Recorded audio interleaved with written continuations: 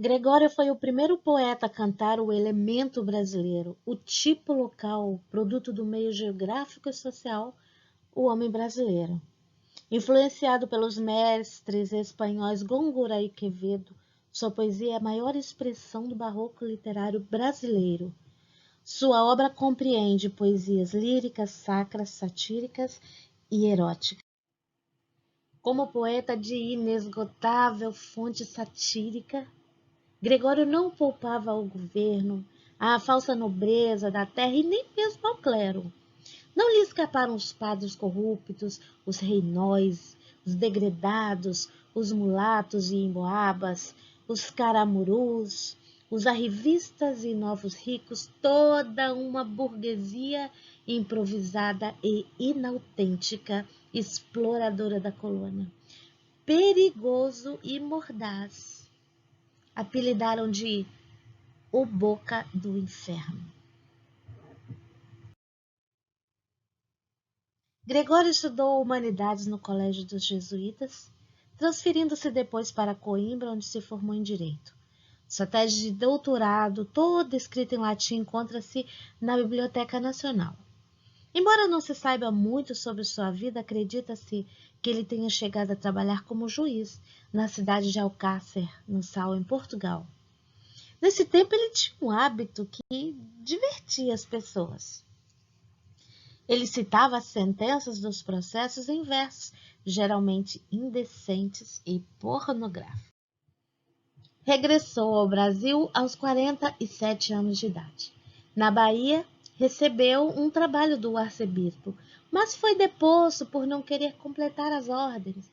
Ele precisava fazer voto de castidade. Apaixonou-se por Maria de Povos, com quem passou a viver com prodigalidade, com muita abundância, com muito desperdício, até que ficou reduzida à miséria.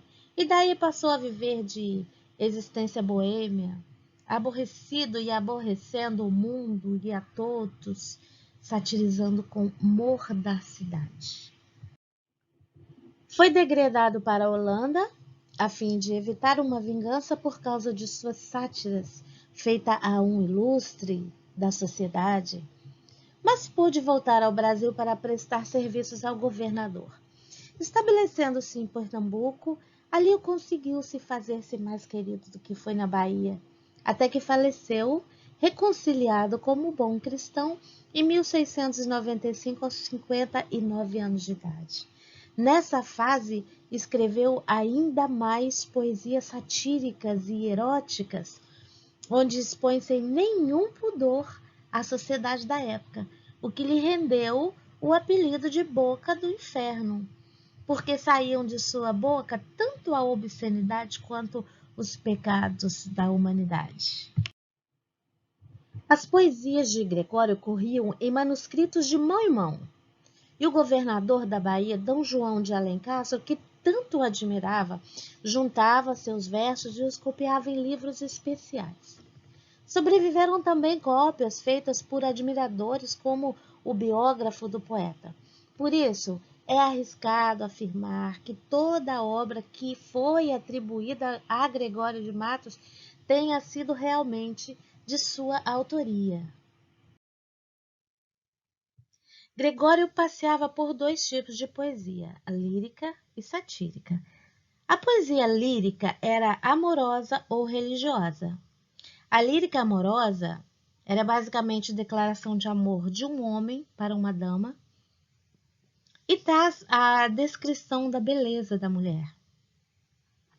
A lírica religiosa, por sua vez, é um elogio aos santos da Igreja Católica, como a Virgem Maria, que salva o poeta do pecado e de Jesus Cristo, mas principalmente o seu sofrimento na cruz.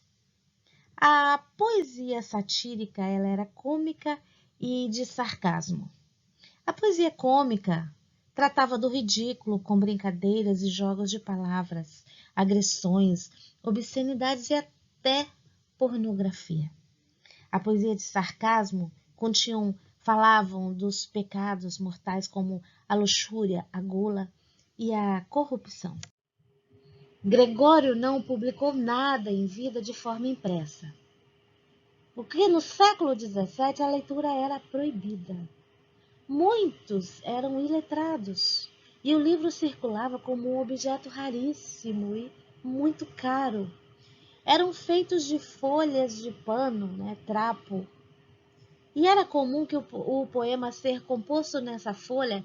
E na sátira, por exemplo, era extremamente rotineiro alguém escrever à noite e de madrugada aquela folha ser pregada com cola de farinha de mandioca na porta de uma igreja. Aí alguém que sabia ler declamava em voz alta, e como eram facilmente memorizáveis, os versos eram utilizados para a produção de novos poemas. Lembrando que a gente está falando aqui, então, de poesias, nesse caso, as poesias que eram pregadas nas portas da igreja eram poesias de sátira. Então, aqui eram poesias que estavam falando dos pecados, das maledicências, dos erros, né? Falando mal, colocando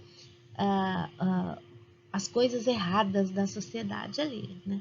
Algumas vezes falando os nomes, outras jogando indiretamente. Isso leva a gente lá para o trovadorismo, quando os trovadores faziam as poesias satíricas, de escárnio, de maldizer. Então, aqui é bem parecido, tá bom? Dessa maneira, uma grande quantidade de poemas acabaram circulando na oralidade e na memória, e não eram escritos. Mas quando eram escritos, o letrado copiava nessa folha de papel de tamanho variado, pequenos ou grandes, ou ainda usava folhas que já tinham sido escritas e raspavam com pedra-pome e reescreviam. Ainda que havia o hábito de colecionarem essas folhas que eram costuradas, formando cadernos chamados de códices. Entre os códices mais completos, destaca-se o que se encontra na Biblioteca Nacional, no Palácio de Itamaraty. Aí estão alguns exemplares de códices.